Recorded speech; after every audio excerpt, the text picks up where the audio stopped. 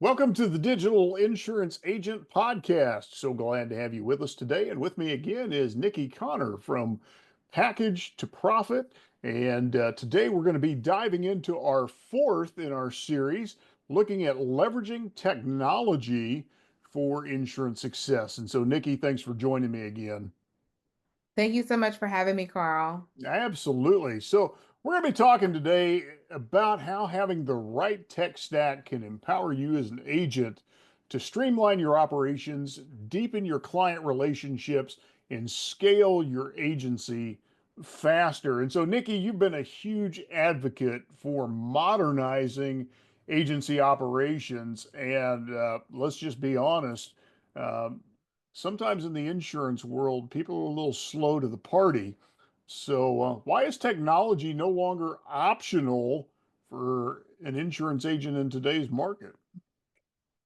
With the insurance agents in today's market, you're having much more higher volume than you did traditionally, right? There's so many different avenues for the agents to come in that you need to be able to capture those potential leads. And the speed of trust has definitely changed as well. Clients expect fast, personalized service. And if you don't have systems that support that, you lose the sale before you even follow up. And so I really, really want to emphasize though, before we go deep into tech, is that tech does not replace the agent. I see a lot of tech agents who were resistant to it is that they thought that it's going to replace them, it was going to replace the personalization, and it's not. It enhances your capacity to care at scale. I absolutely love the fact that you emphasize that. I see a lot of agents make that mistake. That it's a replacement, or they think they can be lazy. And neither one of those is a good alternative. It's an amplifier of your capabilities and your skills. Mhm. And I think that's wonderful. So let's talk about this in your own journey. How did technology play a role in your transition from the call center world into helping scale agencies? Yeah, so one of the things technology helped me shift from is from manually hustle. So that's basically what it is. It's a manual hustle to intentional growth. When you change from manual to being more tech savvy, you're able to track your metrics better. You're able to track your dollars and where it's actually going. And in today's market, like that is really what can set you apart.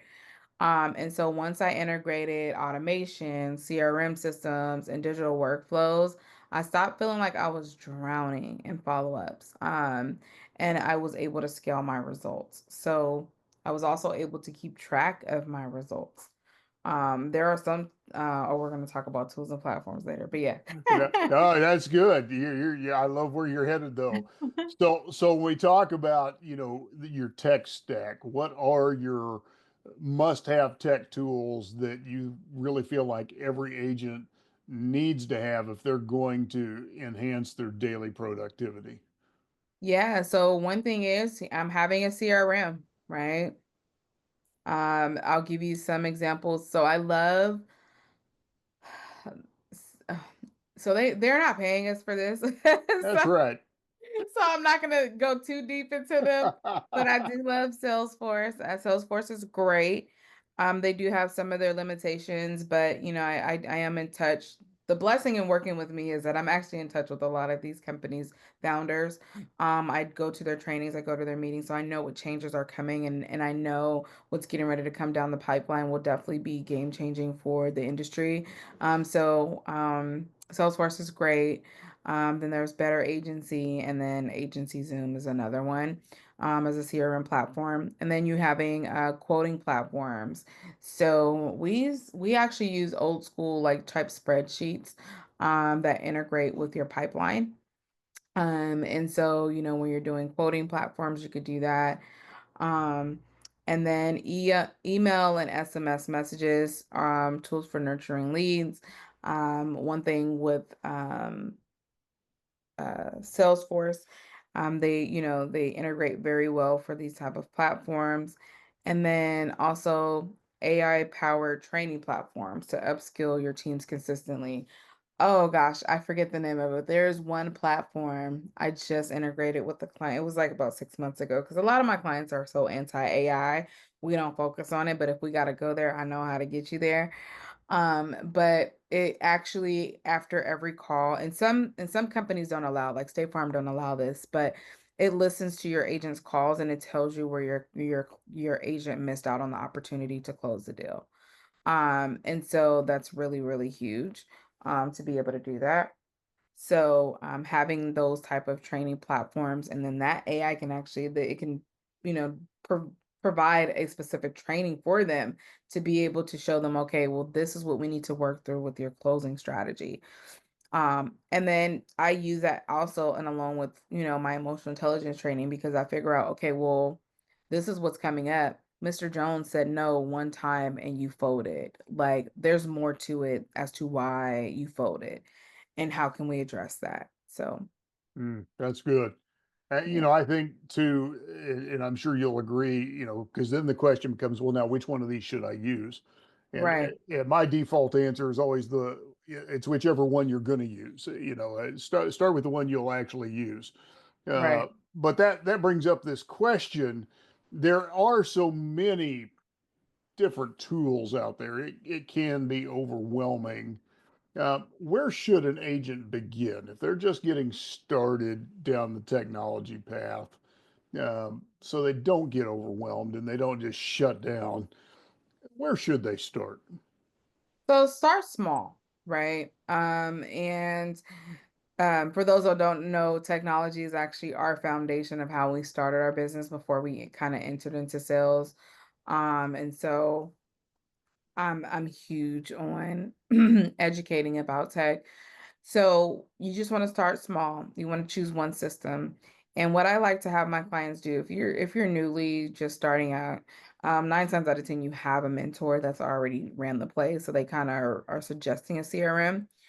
But what I genuinely like to see my clients do is write out what do you want from the CRM, right? As you're deepening your experience in the insurance game, what exactly would you like for it to do? Write it out. There's AI. Hey, AI, these are the specs and the things that I like about AI. Or these are things that I like about, to see some of the CRMs that I've seen in the marketplace. This is what I want my client to feel. How can we create that client experience for my client? Right. And it'll give you some suggestions. Hey, these are the best platforms for you. It may not bring up when it comes to insurance, there are some really customized ones that are really, really great for insurance that AI is not really hip to yet because I've tried to run this through, but it at least will give you the majority of them. Um, and you can even, as you're learning the system, hey, help me create an SOP or Salesforce for my agents to know how to do XYZ. It will create the SOP for you. It doesn't have to be that big of a deal, but the biggest thing is though that I do want you to focus on the lead flow, right? So where your lead source is coming from, are they being fed into the CRM, right? And then what does your follow-up process look like to close the deal, to, help the client? Because that's really where the biggest money leaks are, is Mm, in the follow-up. absolutely, and a little deviation from our notes, but speed to lead is critical. Hmm. And I think that's, you would probably agree with me. One of the things you want to look at in your CRM is speed to lead. How quick can you respond to that incoming lead when it comes in? Absolutely. Yeah, fantastic. And then kind of moving down the path a little bit, as you integrate this new technology into your agency workflow, how do you do that in the least disruptive manner operationally so that your clients don't feel this, you know, hiccup in their service as you're bringing that, technology into play in your agency workflow?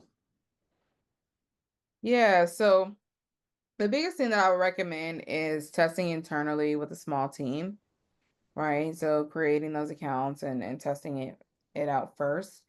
And then you're going to train with accountability. So not just instructions, but you're going to hold, your team accountable for the, like basically making sure that the communication is being effective or communicated effectively, and then communicate internally, right, to the clients, right, and let them know. Like I always tell people, like your clients are so open. As long as you communicate with them, you can pretty much almost they can almost forgive you for anything as long as it's being communicated, right? It's just when you have that avoidance. So to clients, if their experience will change, you want to make sure that you are communicating that with them.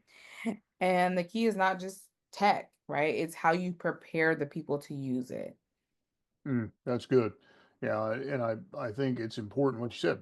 People don't like surprises, and so if we just take away the surprises, people generally do pretty good. Absolutely, including with the team as well, because most of the agents that I'm talking to, their team is a little resistant to tech. And so they get nervous because they think their jobs are at bay, right? For having AI or having technology be in, but being able to communicate with the team, because you don't want them uneasy either, being out in the field and or talking on the phone with your clients, and them worrying, is their role going to be replaced? Let them know, like, hey, this is an additive measure to your personality. Don't change who you are. Use it to who you are and be able to add that into the mix, because no matter what tech is built, like they can't be you. So let them know that, that they're still here to stay, right? But we're just maximizing. And one thing I tell my agents to tell their team, as we're, working together is let them know we are implementing this because we value your time that much to be able to figure out ways we can limit you on manual labor. Just say Mm, that. that's great. So, in this technology, play, how can a smaller agency complete, tech in the technology race, if you will, with a larger firm and do that without, just bankrupting themselves? Yes. So I hear this a lot where it's like, well, they're bigger, they have more money, they have bigger budgets. Not necessarily the case. You can use your agility as your advantage and you can test and adapt faster. Whereas a lot of things that's going down the pipeline, like there's companies that are just now really embracing CRMs, like I shared before, 20 years. Right? For my independent agents, like when I tell them that, like they're shocked because it's like they're able to grasp it within a year. They're able to make instant changes. Don't think that bigger is always better, right? Understand that you have the advantage because you can easily pivot because you don't have to go through a whole bunch of logistics to make any changes.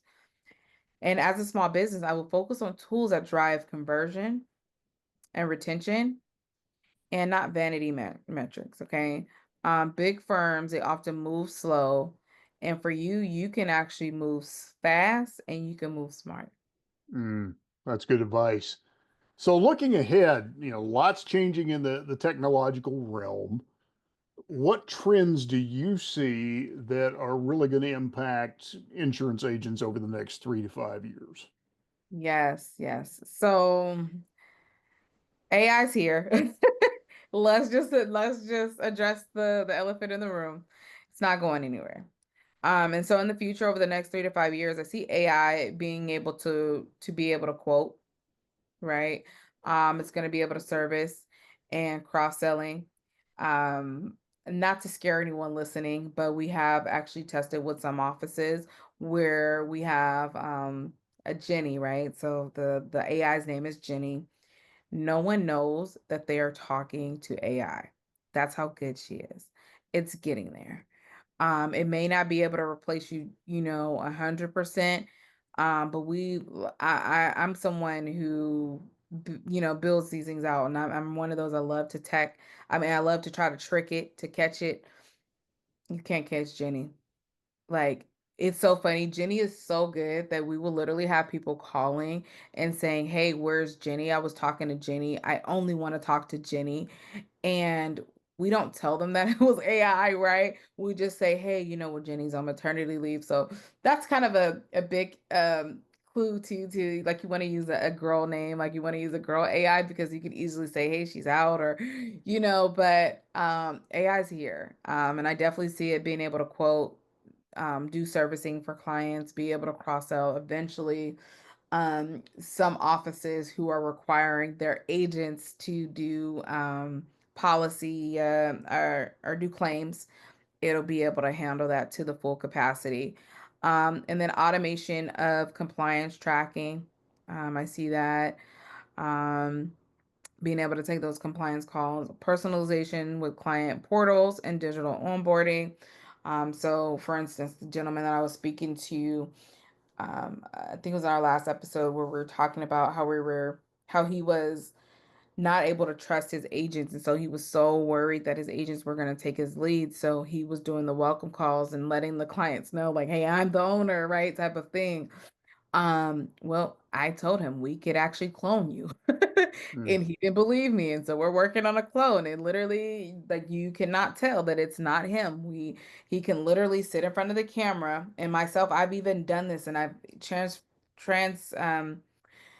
transcribed my names in 50 different languages. And I'm sitting in front of a camera and I'm talking, and you cannot tell that it is not me.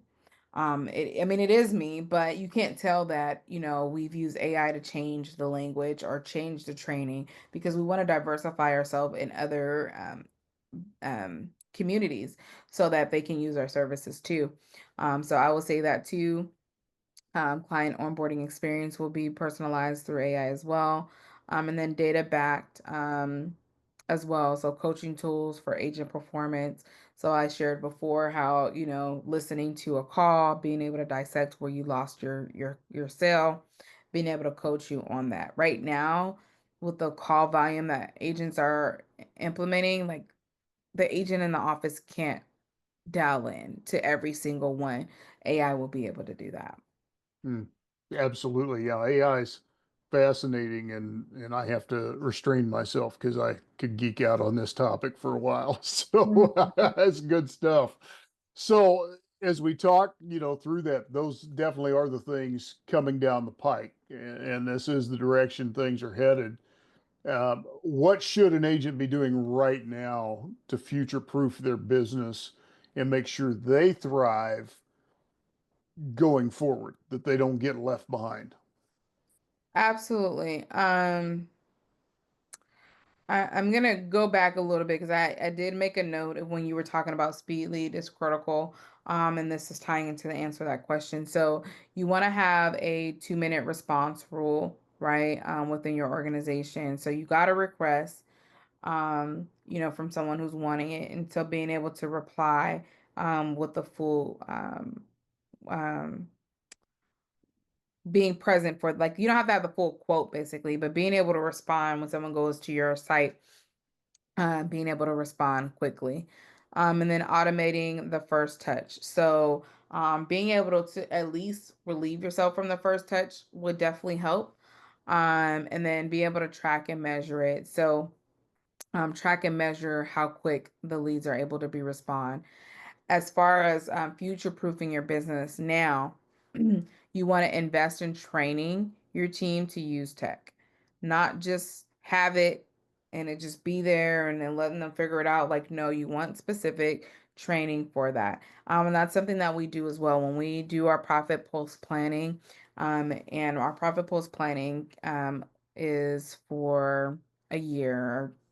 Some of our agents have us, 3 or 5 year contracts. But what we do in there is we focus on where they want us to train their agents, and sometimes it could be with tech.